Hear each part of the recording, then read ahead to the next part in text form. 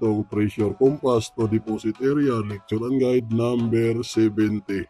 At para ito sa lahat ng mga kasamahan natin, mapabaguhan ka man or matagal ka na, lalo na doon sa mga ibang kasamahan natin na mga ongoing ang project sa area ninyo, mga madam at mga sir, sa inyong lahat ito. At ituturo ko sa inyo kung ano ang tamang pagsunod base sa mga sign at paggamit ng kumpas papunta sa mismong target area. At ngayon, umpisahan na natin. Ganito yan. Isang dagdag kaalaman na naman ito. Ganito yan. Alam naman natin, sa panahon na yun, ang mga Japanese Imperial Army, marami talaga silang mga kayamanan na ibinaon or itinago sa ilalim ng lupa noong World War II.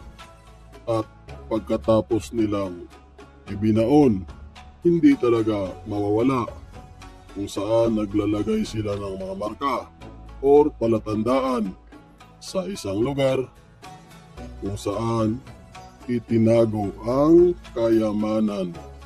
Kaya bilang isang treasure hunter, ito ang isa sa mga tamang pamamaraan para masundan kung saan itinago or ibinaon ang mga kayamanan sa ilalim ng lupa. At nandito ang ginawa kong example illustration mga katiits. Kung mapapansin ninyo, ang sign na ito ay hugis paa na naka-engrave sa ibabaw ng bato or batong malaki. At mapapansin rin natin na may butas or dot sa unahan. Base ito sa isang area ng kasama natin na ginawa kong example. Tama ang ginawa ni Sir, kung saan ang hugis paa na ito sa gitna. Nilagay or nilagyan niya ng kumpas para matukoy ang direksyon ng isang dot na ito. Ayan, bantayanan ninyo maigi mga katiits. At mapapansin natin na nakabiring ng 45 degree. Ayan, tumbok talaga ang isang dot na ito papunta dyan. Kung may ganito kayong mga sign, ganito ang gagawin ninyo mga madam at mga sir. Pag nakuha na ninyo ang direksyon ng isang sign base sa dot na nagkahiwalay sa hugis paang ito, sukatin niyo naman or sukatin ninyo ang distance sa pagitan ng dalawang sign na yan. Tulad dito sa ginawa ni Sir. Kung mapapansin natin, itong malaking butas na ito yung sinabi kong hugis paa. Ngayon, sinukat niya ang distance dahil tinuruan ko siya mga katits. Simula dito sa kanto at sa kabilang kanto, yan ang tamang sukat niya. 4 na pulgada or 4 inch. Ngayon, dahil nagbigay siya ng direksyon papunta doon, 45 degree. Sa madaling salita, ang tinutukoy niyang area nasa 45 degree. At ito na yon mga katiits, itong dot na maliit.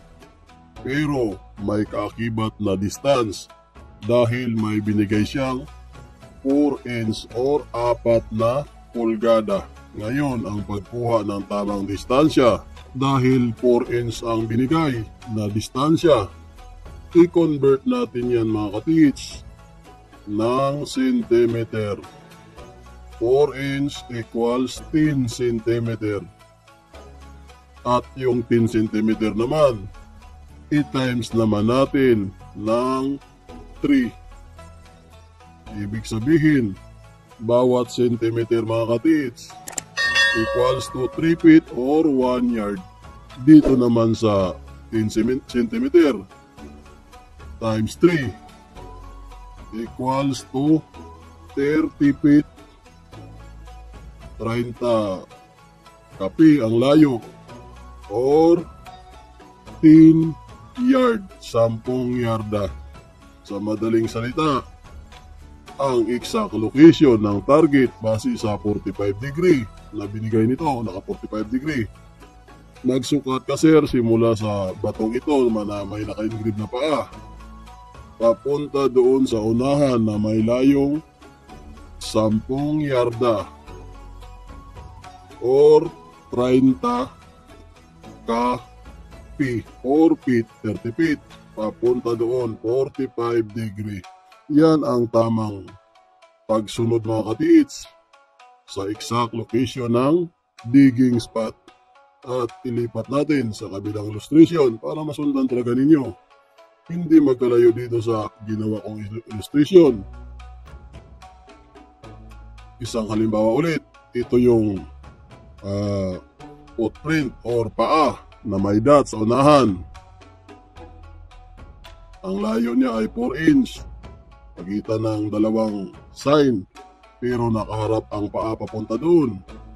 At tumbok talaga dito sa mismong dot na ito na nakabiring ng 45 degree.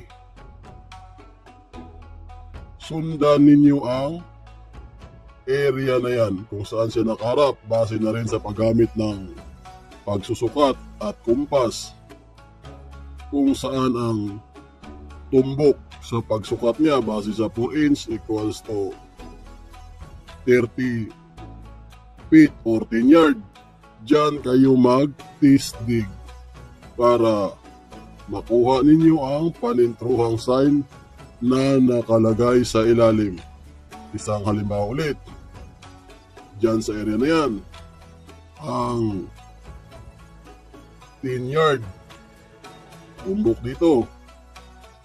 Ngayon, mag-tisdig kayo ng 3 feet to 4.5 feet under para makuha ang sign na panintruhan. At ang unang sign na makukuha ninyo sa lalim ng 3 feet to 4.5 feet under, bantayanan talaga ang posisyon ng batong yan. Mga marka, hugis niya dahil yan ang pinakasusi papunta sa mismong deposito kung nakasentro ka ba, daplis ka ba, or gaano ba kalalim ang target. Kumplito rikados ang batong yan mga katiits. Sa madaling salita, isa ito sa mga susi na nagtuturo sa exact location ng target pag ganito ang plastada sa area kung saan ang sign nakaukit sa ibabaw ng bato at nakaplat mga katiits. Kailangan bantayanan ang directional sign niya, travel sa unahan. Pero pag ang sign tulad dito sa ginawa kong example illustration na nakaukit, ipalagay na lang natin arrow siya, nakaturo sa isang tabi, kahit wala siyang dot, nakaukit yan sa malaking bato. Ang problema ng mga kasamahan natin, pag gumamit sila ng kumpas mga katiits, tinatapat nila sa mismong arrow na yan. Isang halimbawa ulit, dito sa ginawa kong example illustration, isulat natin ang paa na naka-engrave patagilid. Hugis paa, naka-engrave na nakatagilid.